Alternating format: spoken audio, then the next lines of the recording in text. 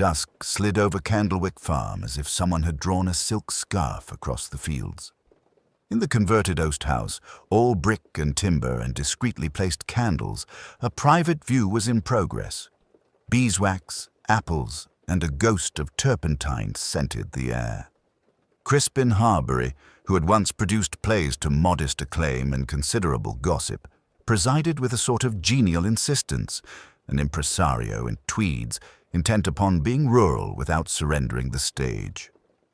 "Do take the Candlewick cup," he urged, indicating an antique copper pan in which spiced cider warmed upon a spirit lamp. "It is our small ritual. Method is everything in the country." Mr. Penfold, the butler, distributed the cider in thin-stemmed glasses with the remote benevolence of a minor ecclesiastic. He moved soundlessly, yet one sensed his opinions had weight. Lydia Quill, Harbury's secretary, small and exact, checked her list and smiled at no one in particular. Imogen Vale, whose paintings were the cause of the gathering, stood apart. Her canvases, barn roofs in winter light, the sharp geometry of hedgerows, were orderly and restrained. One suspected her temper would be the same until the precise moment it was not. Pearl Devon, the actress, wore a dress of dove grey that absolved nothing. She glanced at herself, unseeing in the darkened window, and then at Imogen with an intimacy she did not enact. "We are everyone, aren't we?" Crispin said. "General Clay, Dr. Hart. Ah, Rosamond dear, do not hover at the door. Come in and be looked at." Rosamond Lacey, all bone and bright anxiety, did as she was told.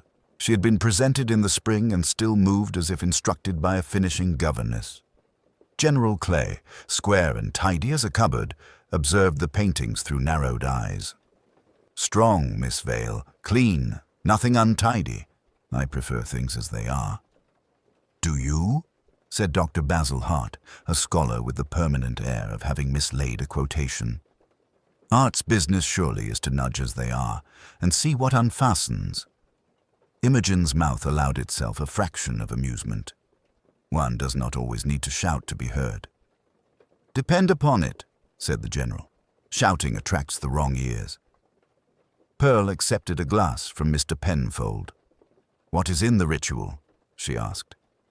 "Only what one expects," Crispin said. "Apple, spice, warmth, tradition." "Copper," Dr. Hart added, peering with interest at a pale bloom on the pan's rim. "And memory." Mr. Penfold's eyelids did not move, yet he quietly rotated the pan on its stand as if to conceal the fault. "I clean it, sir, after every use," he said. He had the voice of a man who seldom spoke twice. Rosamond admired a canvas called Late Apples. "So cool," she said, though her gloved fingers fidgeted on the frame. A smear of paint on the glove suggested earlier intimacy with the artist's studio or with what the studio had witnessed. Pearl drifted towards Imogen. "I did write," she murmured, so low that Lydia only caught the shape of the word. Imogen's hand tightened upon her glass. A thin ring clicked like a clock. "What is this one?"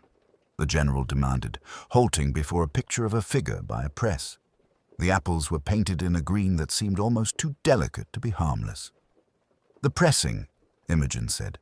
"A harvest piece." "Looks like work," said the general. "Honest work." "Labor," Dr. Hart mused, and the conversion of sweetness under pressure. Crispin laughed too brightly. A moth circled a candle and scorched itself with decorum. The flame guttered and steadied. Lydia drew a line through a name no one had seen her write. From somewhere beyond the oast house came the measured creak of the farm's well wheel, a sound belonging more to habit than to need. "More cup?" Crispin said. "It improves as it warms." "Not for me," said Pearl. "It is excellent, but I am already warm." Mr. Penfold retrieved an empty glass, and as his hand passed the sideboard, his thumb pressed a cork further into its dish with exact care. No one appeared to notice. Lydia did, and tucked the observation away as one might tuck a letter whose contents one preferred not to read yet. The candles breathed steadily. Conversation rose and fell like a measured tide. All was in order. And yet, beneath the polished routines, the evening had acquired a faint skew, like a picture fractionally askew on a wall no one had thought to touch. By the time the gong sounded for dinner, the drawing room had softened into amber and shadow.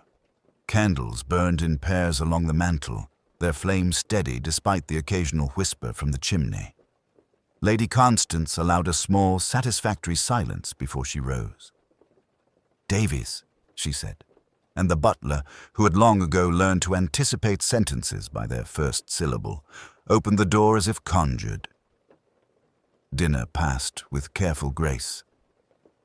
Sir Geoffrey reminisced about vellum. The General deplored decorators. Julian made an elegant joke about perspective that pleased everyone except Eleanor Vance, who, Alleyn noticed, smiled without looking up.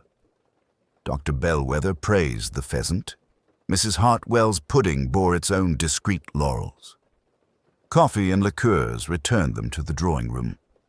Lady Constance, whose eye could still marshal a procession, ordered the small unveiling of Julian's Academy canvas.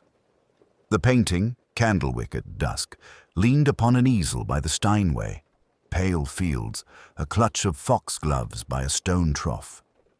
There was a little murmur, the tender sound a group makes when it is resolved to be kind. "Your triumph, Julian," Lady Constance said, and Davies moved among them with a narrow decanter of the house, cordial, an old, pale green distillation which Candlewick produced in small, piously measured quantities. Its perfume was flowery and medicinal at once, as if the herbaceous borders had been given a memory. Julian raised his glass. "To Candlewick," he said, "to Aunt Constance, the sternest of patrons." His tone suggested levity. His eyes pursued something more elusive, a line he could not make meet its horizon. He took a swallow, made a small face of theatrical penitence, and laughed. It was then that Alleyn noticed the first, very slight ripple. Eleanor's hand paused, glass halfway to her lips, and set it down. The General told Sir Geoffrey a story about a regimental goat. Dr. Bellwether warmed his fingers by the hearth and, with an absent motion, smelt the cordial before tasting it. Mrs. Hartwell hovered with almond biscuits until Lady Constance inclined her head. The talk resumed its low flight. Somewhere, a nightjar began its monotonous churr. Julian, after attending obediently to those who came up to say kind things, drifted to the conservatory, where moonlight lay along the tiled floor like a cool shawl. "Only a moment, Aunt," he called. "Air." It was not a dramatic absence. It took shape quietly, as absences do in good houses. After a quarter of an hour, Lady Constance touched Eleanor's sleeve. "Be so kind." Eleanor returned more quickly than she had gone, and her face was a shade paler than the lace at her throat. "I think," she said, and the room listened because of the way she held her voice steady, "that Julian is not quite well." Dr. Bellwether went first, with Alleyn a respectful pace behind. The conservatory smelt of damp earth and lemon geranium. Julian sat on a wicker chair, head tipped as if considering the ceiling. His hands lay loosely upon his knees, eloquent with a strange repose. The cordial glass on the sill had left a round mark, already drying.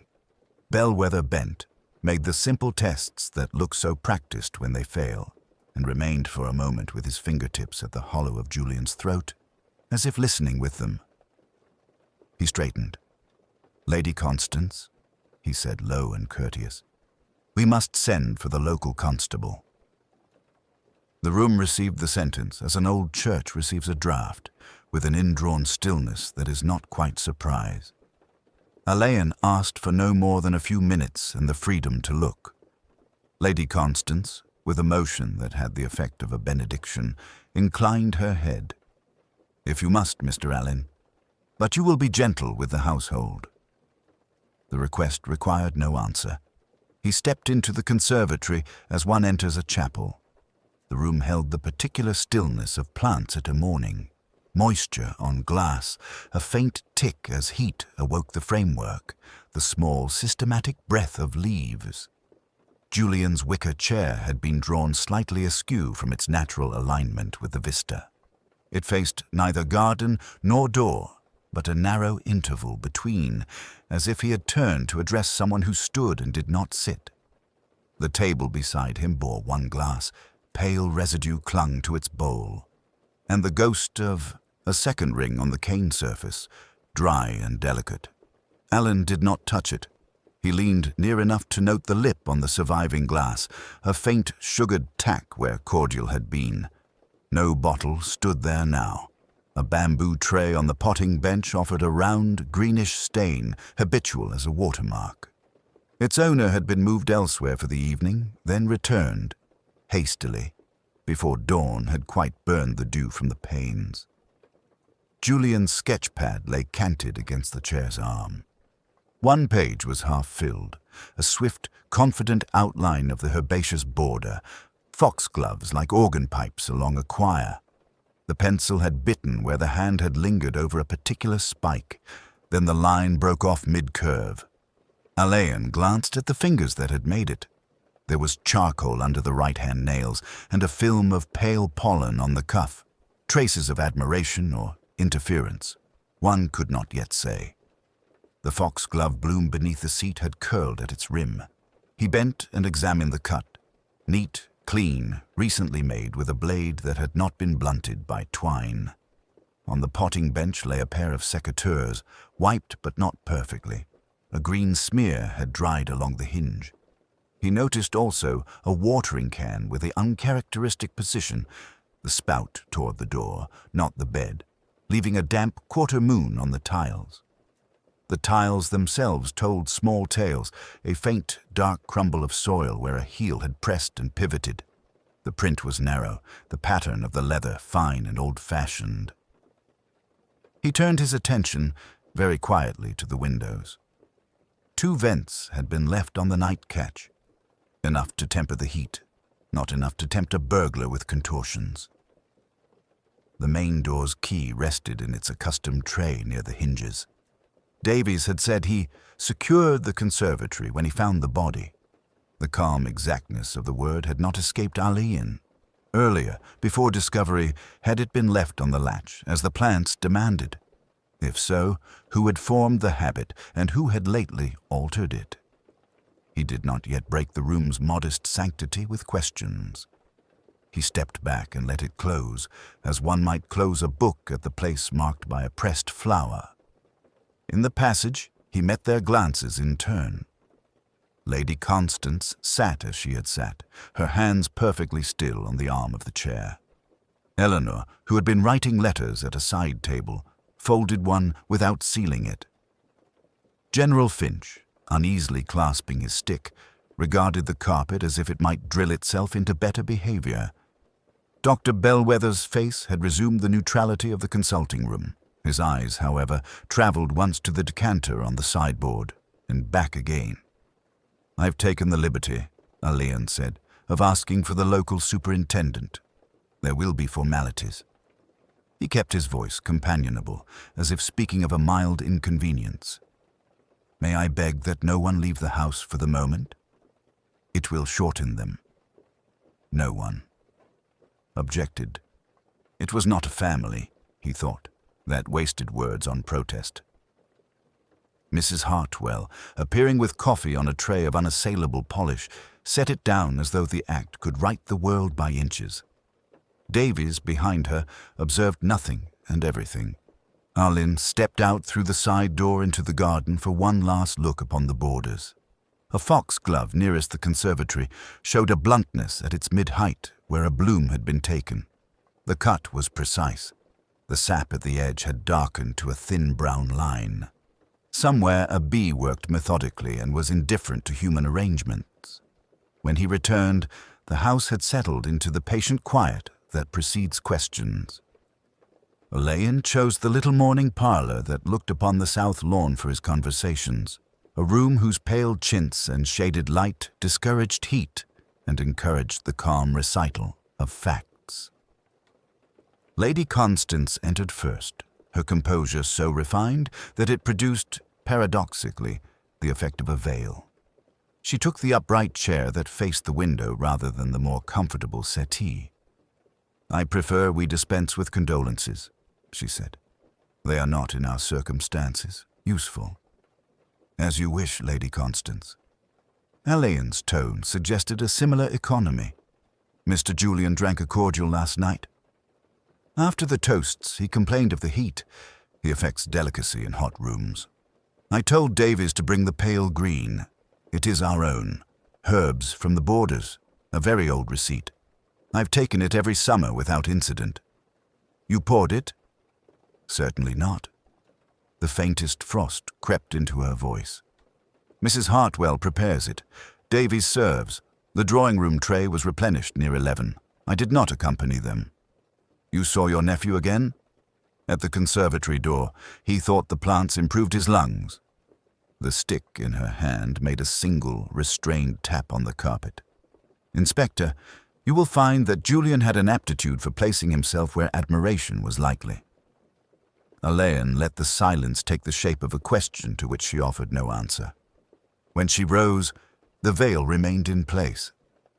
Eleanor Vance came next, carrying the practical air of a woman whose mornings keep their lists. She waited for the first inquiry, as a chess player waits for the opening move. "You managed the household accounts," Alleyn said. "I kept them from dissolving," she corrected mildly. "Mr. Julian had talent. Talent is rarely solvent." "You argued last night?" "No." A pause, very slight. "We discussed timing. A sale of farm leases is pending. He wished an advance on it. I declined." "You saw him after the guests retired?" "I saw his shadow cross the central hall. He did not speak. I went to my room at 11:30. Her hands were steady on her notebook, though she had brought it for no discernible purpose. "If there is anything to be made of the cordial, you should know that I do not drink it. I dislike sweet things." General Finch stamped in with a faint smell of cold air and cigars. He sat as a man accustomed to boards and councils, legs set, chin lifted. "Beastly business," he said, "but you'll want precise times.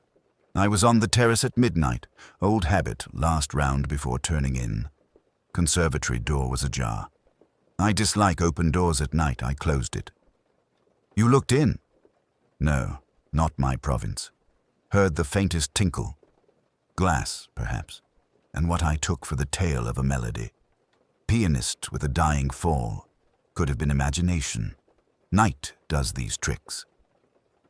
Dr. Bellwether's account was professional without ornament. Pulse absent, skin cool, slight flush about the cheekbones, an odor, sweetish. The pupils. Well, we mustn't rely on impressions. I should prefer analysis to pronouncement. I will, however, suggest that natural failure is unlikely in a man Julian's age unless predisposition existed. It did not. Medication? None that I prescribed. He flirted with tonics. Nothing of consequence. Davies stood just inside the door like a figure placed there by an earlier generation. "If I may be of use, sir." "You will be, Davies. Who last handled the cordial?" "Mrs. Hartwell decanted from the stone bottle at 10. I carried the tray at 11:15. Mr. Julian poured for himself in the drawing-room. Later, in the conservatory, there was an empty glass. I recollect refilling the jug before retiring." "You arranged flowers there?" "Yesterday morning, sir. Not foxglove. We never bring it indoors." A fractional pause. "It grows profusely by the south border." Alleyn noted the pause, the care with which a good servant edits the truth. He thanked Davies and looked to the window where the lawn lay as innocent as paper. Outside, a gardener's barrow moved along the border, and a purple spire nodded over the clipped edge, beautiful and entirely out of place in a room of shaded light. The alteration of scene from drawing-room to service quarters changed nothing essential. It only stripped away velvet to reveal discipline. Alleyn asked that the baize door be left open and took his seat, not at the head of the table but halfway down, where a man may hear the corridor as well as the room. Davy stood at attention, the quiet of old silver about him. Mrs. Hartwell, square and correct, folded her hands like a prayer book. A junior maid hovered guiltily, as if afraid she might crack the good china by looking at it. "We shall merely go over what we all do best," Alleyn said, the gentleness as deliberate as the placement of a knife on a cloth. "Routines. Who did what, when, and exactly how?" Davies began with the precision of a steward's log. At 10 o'clock, Mrs. Hartwell prepared the cordial in the still room. At 20 minutes to 11, the tray was brought into the pantry. At 11:15, I took it to the drawing room. He paused, as if discovering that numbers, like gentlemen, can entangle themselves. At some time, shortly after, Mr. Julian helped himself. Alleyn's eyelids lowered a fraction. "Yesterday you mentioned 10:15. A faint wash of colour moved over the butler's cheekbones and retreated. "I erred, sir. I had not yet consulted the pantry book. May we consult it now?" Mrs. Hartwell produced the small calf-bound volume without fuss. The entries were a pattern of domestic music. Tea, Lady Constance, 8 hours. Breakfast, household, 8:30. Cordial, drawing room, 10:45. Nothing more eloquent than a neat hand and a habit. "Who, besides you, handled the tray between still room and drawing room?" Alleyn asked. "Myself and Tomlin, sir," Davies said. "Under footman. He is steady enough, though young." "And in the still room?" Mrs. Hartwell raised her eyes to his with patient candor. "No one touches my syrups, Inspector. The cordial is lemon balm and barrage with a little sugar. It is steeped, cooled, and decanted. The decanter is rinsed aforehand with boiling water and spirits. I have kept house here 22 years. Never brought foxglove across that threshold." "You dislike foxglove," Alleyn said as if discussing a border arrangement. "I respect it," she replied. "As one respects an open well. It belongs outdoors and in doctor's hands, not on a tray." There was a movement in the doorway. The kitchen maid, Rose, had taken a half-step forward and then remembered herself. Alleyn, without turning his head, said, "You came in, Rose. Come as far as your thoughts." Rose's hands worried the corner of her apron, but her eyes were clear. "Only this, sir. Mr. Julian was in the still room yesterday, just stood in the door and said how pretty it smelt. I told him he wasn't to. Mrs. Hartwell told him same. He went away laughing." Mrs. Hartwell's mouth compressed. "I was with the preserves. I told him it wasn't a place for gentlemen. He had no business there." "Quite," Alleyn murmured. "And Tomlin?" Davies summoned the youth, who entered with the wide shoulders and narrow judgment of his age. He had polished his shoes too vigorously and worried the knee of his trousers. "I took the tray from Mrs. Hartwell to Mr. Davies, sir," he said. "It was heavy, that's all. I set it on the pantry table and went back to the hall. That's all as I done." "You did not taste?" Tomlin looked injured. "No, sir." Alleyn asked for the decanter and lifted the stopper. The scent that rose was sweet and faint, the memory of gardens rather than their presence. A second, subtler note eluded the nose as fishes elude hands. He replaced the stopper and set it down where the ring of moisture was already forming on the tray, a small, ordinary circle that meant the lid had lately been disturbed. "Who washes these?" he asked. "I do," said Mrs. Hartwell. "At once, when they come down. Except this morning. I was called." "Yes," Alleyn said. He rose. "I should like to see the south border and the still room both, and I think, after luncheon, Davies might help me with the clocks." He smiled at their surprise. "They tell stories too, when people are too busy to listen." In the corridor, the baize door sighed shut behind him, and the quiet of the servants' hall resumed its measured beat, discreet as a heart understays. Alleyn, moving towards the garden, felt the cool edge of something not yet stated, the neatness of a habit slightly misbuttoned, waiting to show its meaning when he had looked long enough. After the hour he had spent below stairs, Alleyn returned to the still room with the air of a man who had left a question in one room and expected to find its answer in another. Mrs. Hartwell, having recovered something of her customary authority, stood before the long wooden table like a parish priestess at her altar. Above her, bottles stood in disciplined rows, each labeled in a steady hand. Her ledger lay open. "We do not sweeten the cordial," she had said earlier, with the calm emphasis of ritual. "It is compounded to an old receipt. One takes it as it is." The assurance might have passed unnoticed had Alleyn not, in the conservatory, felt the glass between his fingers, its lip faintly tacky, and seen, caught in a ridge of the wicker tray, a granule of sugar that sparkled insolently in the morning light. He looked again at the paraphernalia of the trade, the small bone-handled spoon reserved for the syrups, and, anomalously, the square-lidded jar of loaf sugar, which Mrs. Hartwell explained should live in the pantry for tea and breakfast coffee. Never here. On the hook beside the still-room door hung the tea-tongs, their delicate claws slightly skewed as if they had been set down and reclaimed in haste. It was not, he reflected, the sort of derangement to trouble a casual eye. But in households where rooms moved by clockwork, the displacement of a single cog could bring the mechanism into view. "Mrs. Hartwell," he said, as if pursuing a matter already settled. "The cordial served last night. Gooseberry and Angelica." Her hand moved to the ledger before she answered. "Yes, sir." "The March bottling." She traced the line with a finger that did not tremble. 2 bottles left, 1 decanted at 10 o'clock. "And the sugar?" "We do not keep sugar in the still room of an evening." She paused there, the restraint that had guarded her disclosures faltering for the first time. "I found the basin here this morning. It should have been in the pantry."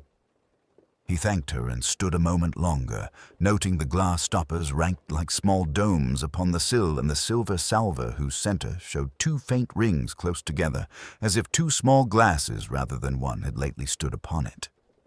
In the pantry, Davy's universe of order had reasserted itself. The breakfast cups faced east, the spoons aligned as if for drill.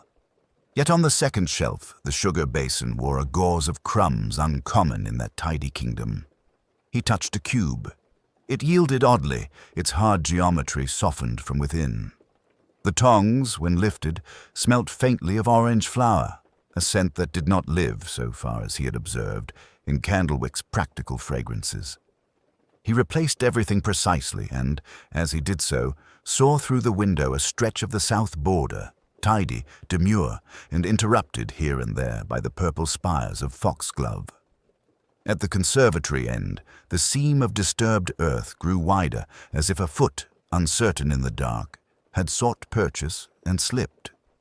It was, in sum, no more than a series of modest deviations from the house's habits. Yet habit, Alleyn reflected, was the language household spoke without thinking. Someone had written in it last night, unauthorized and in haste. The house resumed its rituals with that sober resilience great establishments possess, yet Candlewick's calm felt faintly theatrical, as if each bell, tray, and footfall had been cued. By late afternoon, the wind had risen, rattling the conservatory panes with a courteous persistence that made itself known without importuning. Alleyn, who disliked to hurry a conclusion merely because it presented itself neatly, kept his own counsel and allowed the machinery of propriety to turn. Davies brought in the afternoon post upon a small silver salver, his features composed but curiously tightened at the mouth. "For your ladyship," he said, laying a single envelope beside Lady Constance's untouched teacup. The hand was Julian's, or close enough to invite belief, rapid, mannered, and faintly conceited in the loops. Lady Constance's fingers paused upon the flap. "It is postmarked Candlewick," she observed, and in her level tone there was both relief and something colder. She slipped the note free and read in silence. "Julian writes," she said at last, "that by the time you read this, everything will be in order, and there need be no scene. He begs that we spare Miss Vance any distress, and requests that the still-room notes be destroyed." He writes, well. The grey eyes lifted to Alleyn. It appears our tragedy was deliberate. Inspector. Alleyn asked very gently to see the envelope. It bore the village stamp of the first collection, the morning after Julian died. The paper was of a better quality than Julian commonly used. The watermark did not match his ordinary stationer's.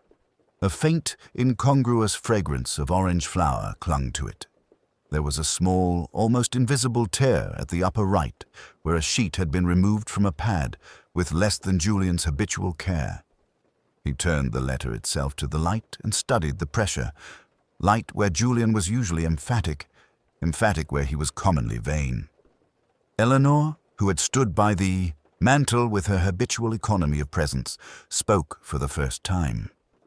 If Mr. Julian wrote it beforehand and left it to be posted, she stopped. The sentence did not quite commit itself to belief.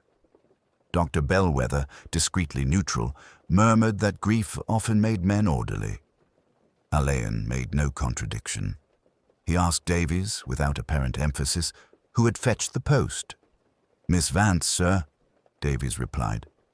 I was across with Mrs. Hartwell in the still room. Miss Vance met the boy at the side door. She handed me your letter. He indicated a thin official envelope, and brought her ladyship's directly.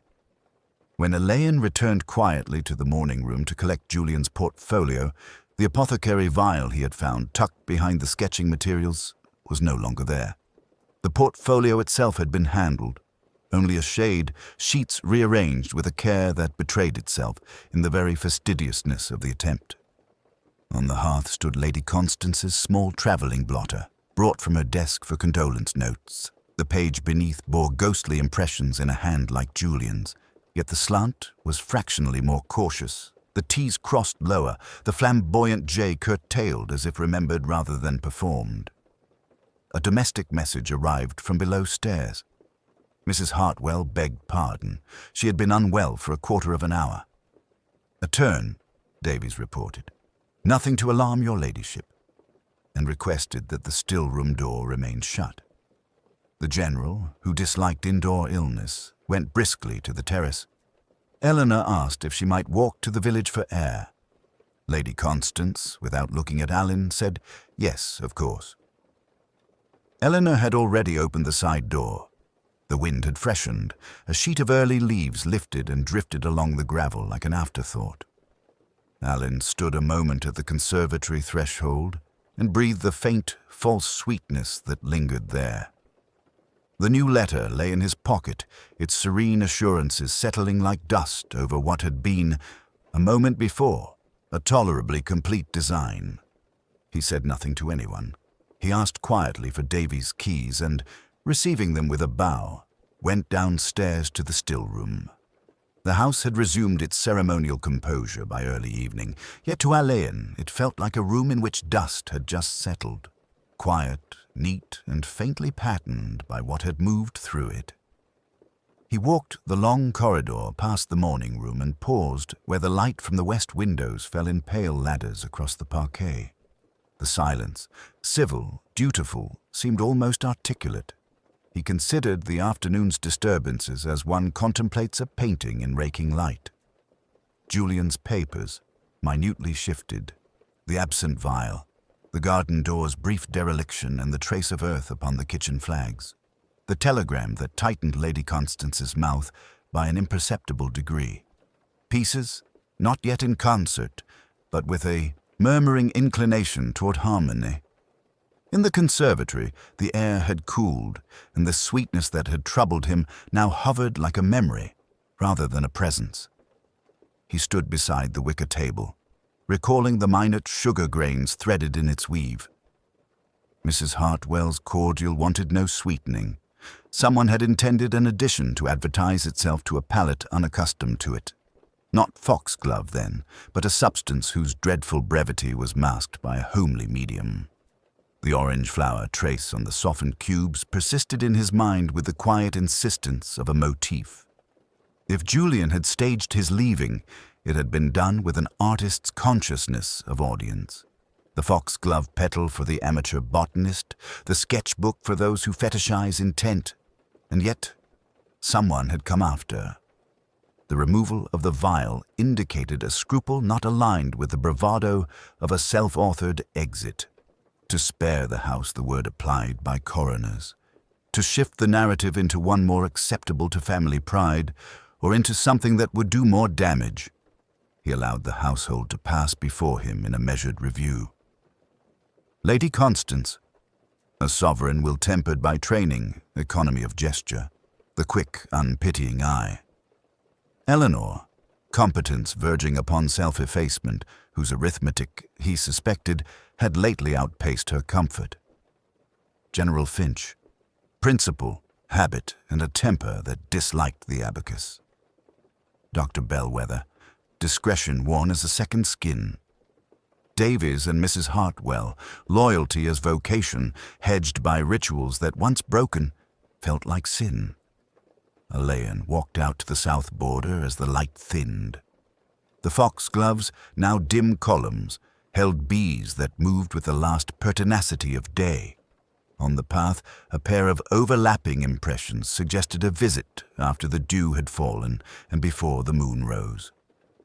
The depth of one print argued for a heavier man. The second, narrower, was precise, as if its owner placed steps with care. He did not stoop or measure. He only looked until the scene composed itself and then let it blur again. Facts often presented better in the mind than in a notebook. Back within, he paused by the still-room door.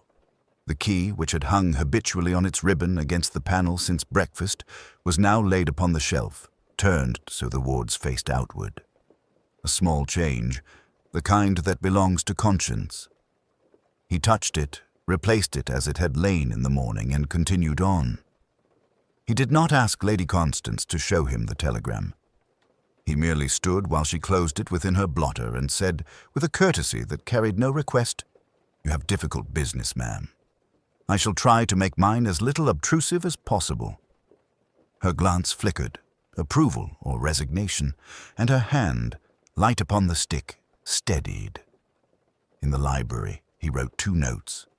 One invited General Finch to a brief word after dinner, on a matter touching routine. The other asked Eleanor Vance to bring him the estate's petty cash ledger for the last fortnight. He rang, gave them to Davies, and added, almost idly, "If anyone should require the garden door, pray have it kept locked until I say."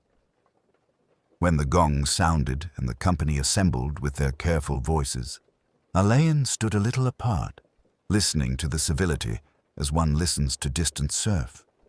He had no revelation to bestow, only a shape that was beginning to declare itself in the negative spaces. Later, quietly, privately, he would test its edges.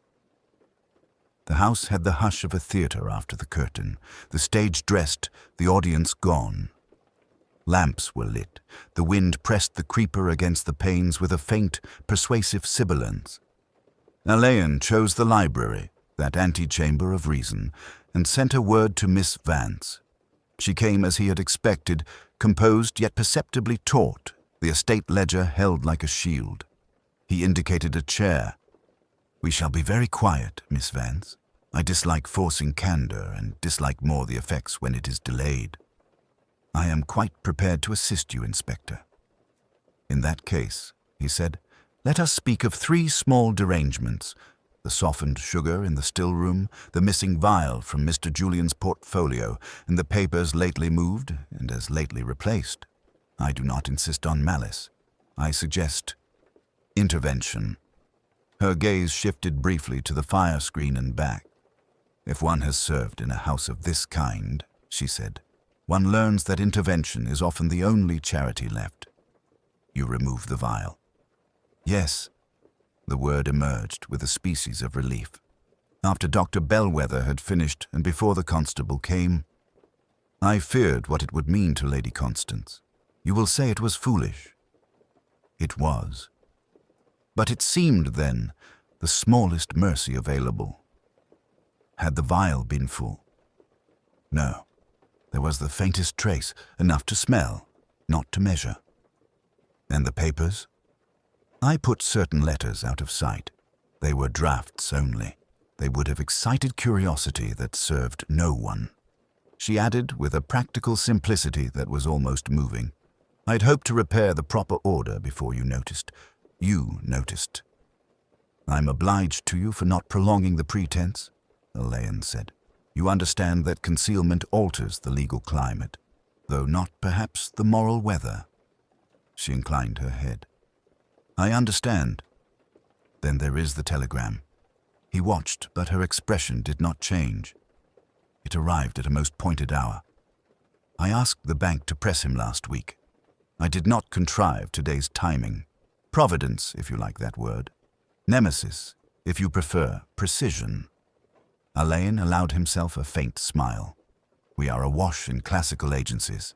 Thank you. For tonight, say nothing further. Tomorrow I shall ask for a quiet word among the principal players.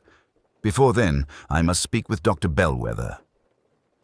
The doctor received him in a book-lined room that smelt of carbolic and old tobacco. The lamplight softened his kindly features. I wondered when you would come, Inspector. You recognized prussic acid? I did, he said simply. I also recognized a family that has borne enough public curiosity, so I tested for the obvious and spoke of the doubtful. A postponement, not a deception, so I told myself. Forgive me, Alleyn said gently, but postponements are a species of decision. Did you see anyone with the cordial? I saw a hand replace a spoon upon a tray, he said after a moment, and chose not to attach to it a name. You may call that cowardice. I shall call it context, Alleyn returned. Mr. Julian staged an ending. Someone else improved the scenery. And your business, said the doctor, is to discover whether improved means killed. My business, Alleyn said, is to ensure the truth arrives with as little noise as may be. He rose. In the morning, sir. He left the doctor with the lamplight and the carbolic, and the house with its hush, and knew that the next calm would be a made one. The drawing-room at Candlewick had been prepared as if for an ordinary evening, though the fire burned low and the lamps were shaded to a gentler light. Lady Constance sat very straight in her accustomed chair. General Finch stood by the window with his back half-turned, as if guarding the gravel sweep beyond. Dr. Bellwether, grave and composed, occupied a discreet corner. Davies and Mrs. Hartwell waited at the threshold, neither intruding nor withdrawing. Eleanor Vance took the place she least preferred, on the settee beneath the Adam mirror, where her own still face was reflected in diminished profile. Alleyn, by the mantel, did not address them at once. He allowed the silence to settle, that necessary veil behind which truth becomes easier to touch. When he spoke, it was with an even courtesy that acknowledged both their breeding and their present fatigue. I think, he said, that we may spare ourselves the harsher words. Mr. Ashworth died by his own design. He prepared the means with unhappy care. He arranged the foxglove as symbol and misdirection. He chose the conservatory for its light and for its theatre. He left notes that were farewells under other names. No one moved. The clock counted 2 small domestic seconds. What followed, Alleyn continued, was not murder, but the alteration of an appearance. Someone, with a different kind of care, removed the small vial from his portfolio. Someone handled his papers and took away those which were too explicit.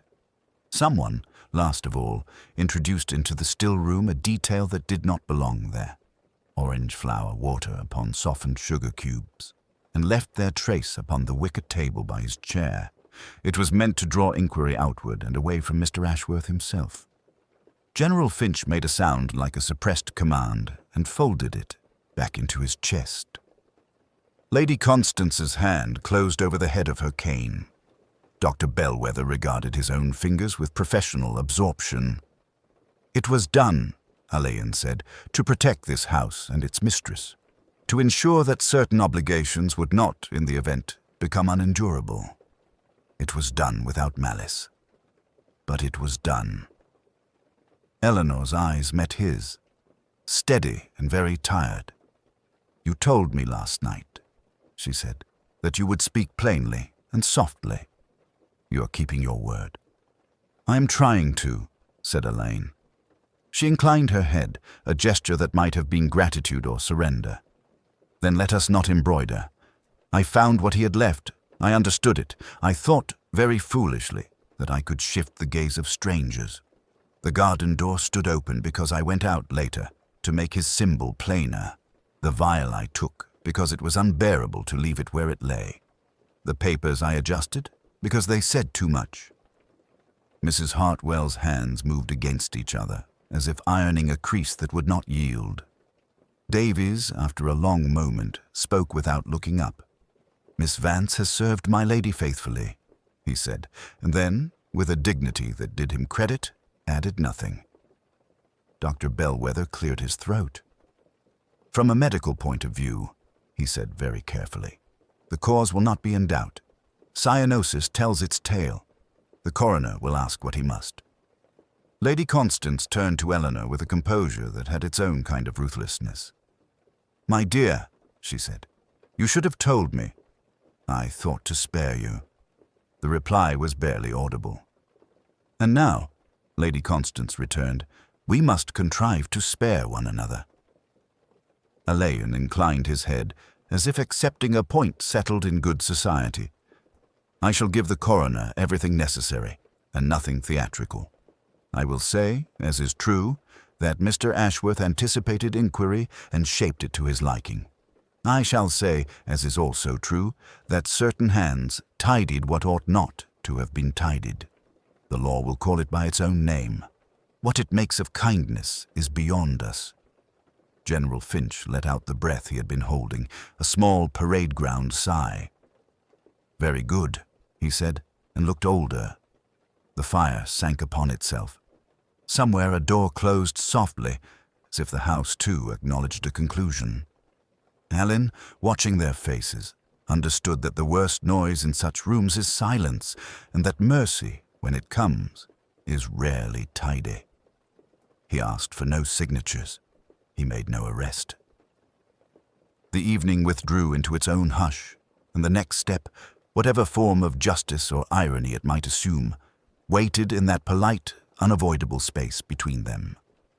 The inquest was held in the long, cool parish room at St. Martin's, where the faint smell of hymn books and beeswax imparted to the proceedings an air of rural sobriety. A dozen local men, summoned for the jury, sat with the careful gravity of those asked to render judgment upon their betters. Inspector Alleyn, in his plainest professional mode, discovered that the room's subdued light and uncompromising order suited the tenor of what must be said and what must decorously be left unsaid. He confined his testimony to the demonstrable, the hour of discovery, the cordial glass with its opalescent trace, the sweet almond-like fragrance inconsistent with the housekeeper's recipe, the foxglove bloom beneath the wicker chair, the garden door found unfastened, the fact of an empty apothecary vial later missing from the decedent's portfolio. The sequence was offered without embroidery. He remarked, with studied neutrality, that external intervention could not be excluded, and with equal care, that no conclusive evidence established self-administration. Dr. Bellwether's professional voice carried comfortably in the austere space. He spoke of a rapidly acting poison, likely ingested, and of a death that would have come quietly, within minutes. He could not, he said, ascribe the act confidently to murder or suicide.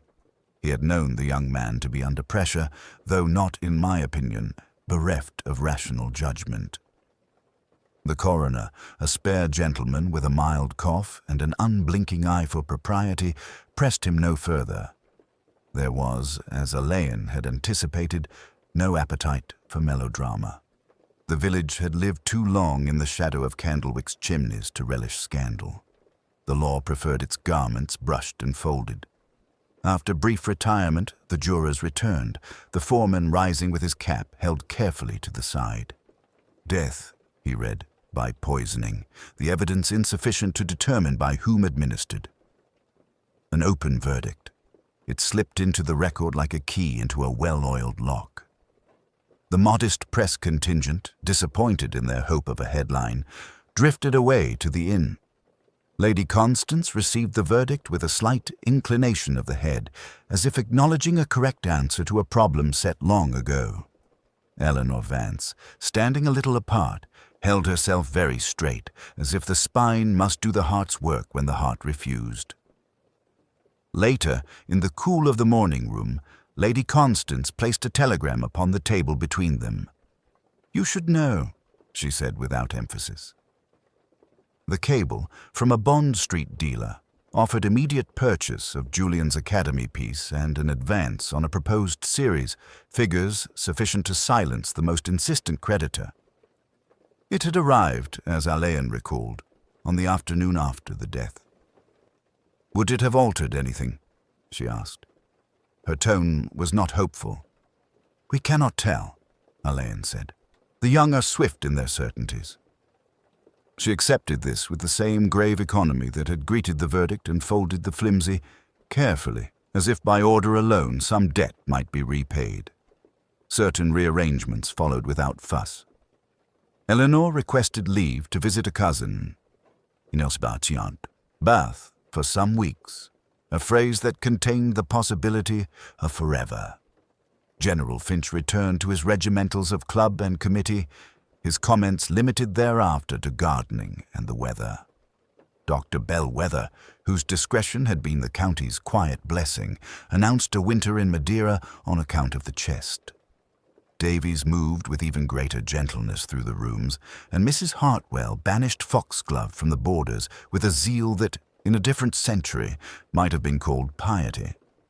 Alleyn's report, written that evening at the inn, was as exact as the law required, and no more intrusive than conscience allowed. He set down the facts with a hand that did not tremble, and left the rest to the coroner's book and to time. In the small hours, he walked past the darkened conservatory, where the night pressed its face against the starred panes, and thought how often relief and remorse went to bed in the same house, and rose, unremarked, with the servants' first fires. In the morning, he would take his leave. There remained only the civility of farewell, and the private reckoning that follows any tidy conclusion too carefully achieved. The inquest at Market Ashcombe, conducted with county discretion and a due regard for family sensibilities, returned the kind of verdict that satisfies no one and offends none. Death was attributed to the ingestion of a toxic substance, origin undetermined. There was, the coroner observed, no sufficient evidence to support foul play, nor, after a delicate pause, to sustain a firmer conclusion.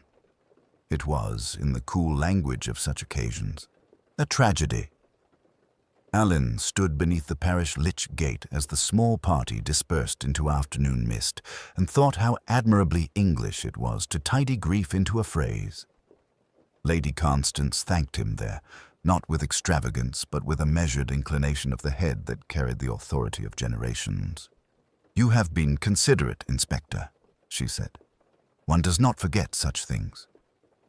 The set of her mouth suggested that she had no intention of forgetting anything, least of all the mathematics that had governed a boy's final gesture. She placed her hand lightly on his sleeve. "Households survive, Mr. Alleyn. It is what they do." He found Eleanor Vance in the still room at dusk, where the jars and labeled bottles glimmered like minor constellations in their ordered ranks. She was replacing a glass stopper among its fellows with the kind of care that belongs to good housekeeping and moral choice. "An item misplaced," she said without emphasis.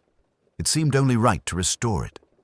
The stopper clicked softly into place, an unimportant sound that nevertheless concluded a chapter. Her eyes met his. "He was very young," she murmured, and for the first time her practical voice carried a thread of unguarded sadness. "One sometimes forgets how very young."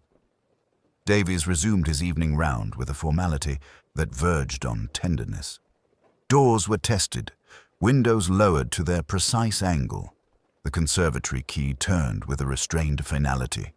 He paused by the wicker chair, straightened the sketch pad, and, after a moment's stillness, drew the blind.